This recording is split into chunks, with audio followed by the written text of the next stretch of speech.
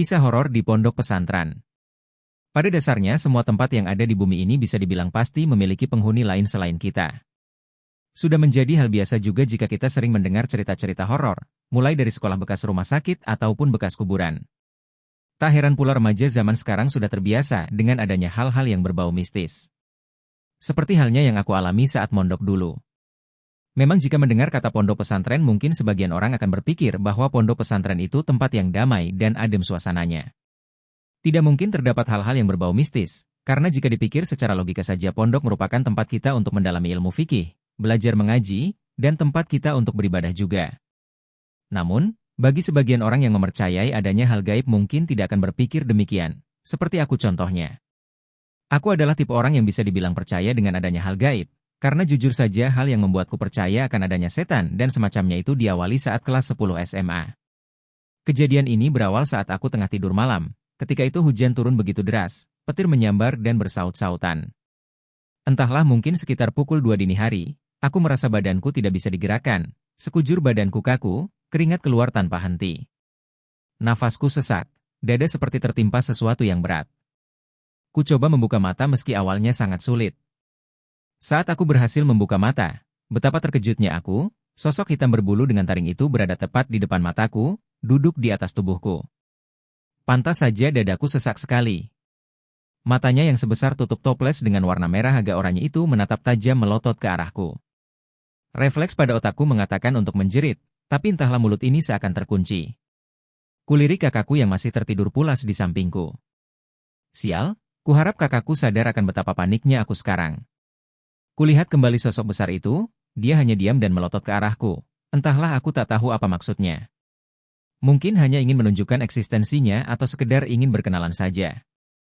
Tapi jujur saja itu sungguh menakutkan untuk sekadar berkenalan. Setan gila mana yang berkenalan dengan cara seperti ini? Lama aku berusaha untuk bergerak, tapi tidak membuahkan hasil. Sudah kubaca berbagai doa tapi belum berhasil juga. Akhirnya dengan segala keputusasaan ku coba untuk kembali tidur saja. Masa bodoh dengan setan itu, aku sudah lelah.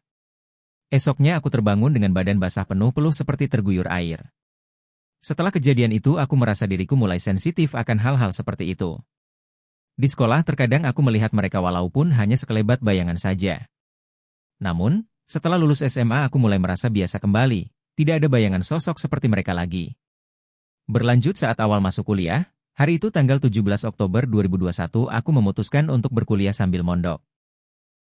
Pondokku terletak dekat dengan kampusku, tapi bukan hanya itu alasanku untuk mondok. Ada alasan lain salah satunya karena aku anak beasiswa KIP, dan diwajibkan untuk mondok sekitar 1 tahun. Awal masuk di pondok ini aku merasa biasa saja, bangunan yang masih baru jadi dan juga terkesan lebih modern daripada pondok-pondok pada umumnya, mungkin lebih mirip kos-kosan daripada pondok pesantren. Bangunan ini berdiri di atas sebuah lahan bekas kebun sengon dan bambu, di sekitarnya pun masih banyak pohon bambu yang tumbuh dengan lebat membuat kesan bangunan ini sedikit seram. Malam pertama di pondok ini terasa biasa saja, tidak ada yang aneh. Kami semua yang berjumlah 20 anak sebagai angkatan pertama di pondok ini. Malam ini kami semua hanya melakukan perkenalan, mendengarkan penjelasan dari abah dan sholat seperti biasanya. Keanehan mulai terjadi di minggu kedua aku berada di pondok ini. Aku mulai sering ketindihan, dan sering merasa meriang. Entahlah mungkin efek penyesuaian udara, karena di sini jujur saja hawanya jauh lebih dingin. Saat itu memasuki waktu maghrib dan hujan turun dengan lebat, kami mulai bergegas menuju ke aula untuk menunaikan sholat. Aku berada di barisan kedua paling ujung dekat dengan jalan masuk ke aula. Entah aku yang melamun atau memang sedang sial, mataku melihat sesosok perempuan berambut sebahu menggunakan baju putih dengan muka yang cukup rusak. Dia mengintip di sela-sela tembok dan pintu. Oh ya, aula ini berada di lantai 2 sedangkan lantai 2 ini masih kosong kamarnya, hanya di kamar lantai bawah yang sudah terisi sebagian. Jujur saja aku hanya melihatnya sekilas, setelah itu ia menghilang entah kemana. Tak lama setelah itu abah pun datang dan kita mulai menunaikan sholat maghrib. Esoknya aku menceritakan hal ini ke temanku, kebetulan hari itu ayahnya sedang datang untuk berkunjung. Dia bilang ayahnya juga melihat perempuan itu. Sekadar informasi, ayahnya temanku ini bisa dibilang mempunyai kemampuan istimewa, biasa membantu orang-orang untuk berobat dari hal-hal semacam itu. Setelah aku menceritakan hal ini, beberapa hari kemudian temanku mengatakan bahwa sosok itu sudah dipindahkan oleh peruangan ayahnya. Tak terasa sudah memasuki UTS dan saat itu kuliah masih secara online. Aku dan satu temanku sebut saja Lia, kami satu jurusan di kampus.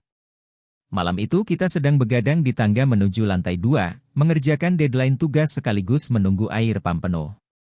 Waktu itu jam sudah menunjukkan pukul 12:30 pagi, kami berdua masih asyik mengerjakan tugas. Sesekali kami bercanda dan mengobrol agar tidak terlalu hening. Saat sedang asyik mengobrol, tiba-tiba ada suara benda terlempar, kurasa itu batu. Tapi ini sudah malam, orang gabut mana yang melepar batu ke arah Pondok Putri jam 1 malam? Saat mendengar suara itu, Lia mengajakku segera kembali ke kamar saja. Tapi kukatakan, sebentar lagi Li, sekalian nunggu air penuh, takutnya tidak ada yang mematikan nanti. Sudah tidak apa-apa, mungkin hanya orang iseng. Jujur saja aku juga sedikit takut, tapi ya kepalang nanggung juga kalau balik ke kamar. Setelah kupastikan air pam penuh, kami bergegas mematikan saluran air dan segera kembali ke kamar. Kupercepat ke tahun ajaran baru, pondok sudah mulai ramai, semua kamar sudah terisi penuh. Hari itu malam Jumat, selepas sholat maghrib kami melanjutkan membaca Yasin Tahlil. Tepat setelah selesai membaca, salah satu mahasiswa baru yang duduk di sampingku tiba-tiba menjerit ketakutan sambil meringkuk dengan posisi sujud. Semua orang panik, aku yang berada di sampingnya hanya bisa terdiam. Jujur saja dari awal sebelum sholat aku sudah tahu bahwa dia memang sedang ada sesuatu. Kami bersama-sama mulai membaca ayat kursi dan mencoba menghubungi salah satu pengasuh pondok kami, panggil saja Pak Misbah. Setelah Pak Misbah datang, dan anak itu ditenangkan akhirnya kita melanjutkan sholat Isya. Sekadar informasi saja, malam sebelumnya sebelum kejadian, sebut saja anak yang kesurupan tadi Ana.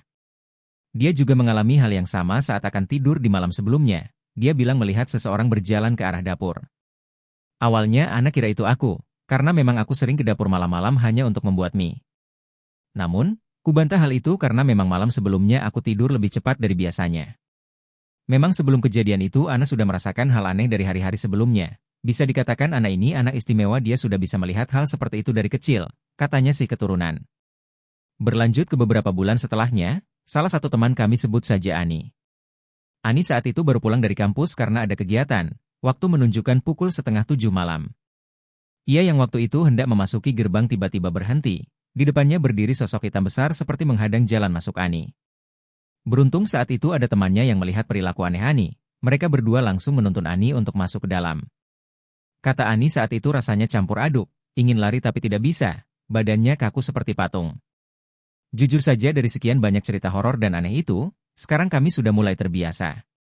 Belum lama ini aku dan teman sekamarku juga merasakannya lagi. Awalnya kami sedang bermain HP, temanku berkata ia mencium bau amis yang menyengat.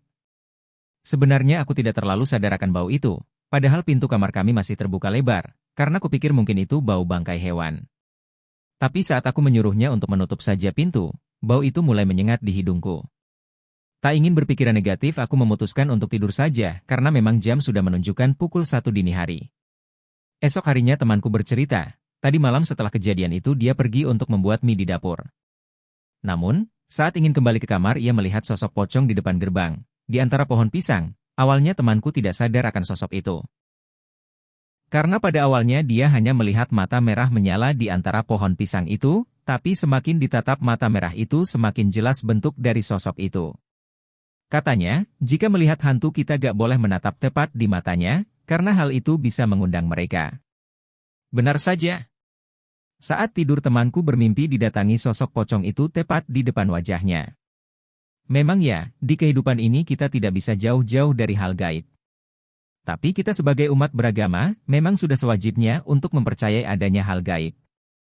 Terutama bagi kami umat muslim, beriman kepada yang gaib termasuk salah satu dasar dari akidah Islam. Bahkan gaib itu merupakan sifat yang pertama dan utama yang dimiliki oleh Allah Subhanahu wa Ta'ala. Oleh karena itu, ada baiknya kita selalu berdoa agar selalu dalam lindungan Allah Subhanahu wa Ta'ala. Tak lupa juga untuk selalu beribadah agar senantiasa merasa tenang, juga jangan lupa selalu berdoa dalam melakukan segala hal agar selalu dimudahkan dan diberikan keselamatan.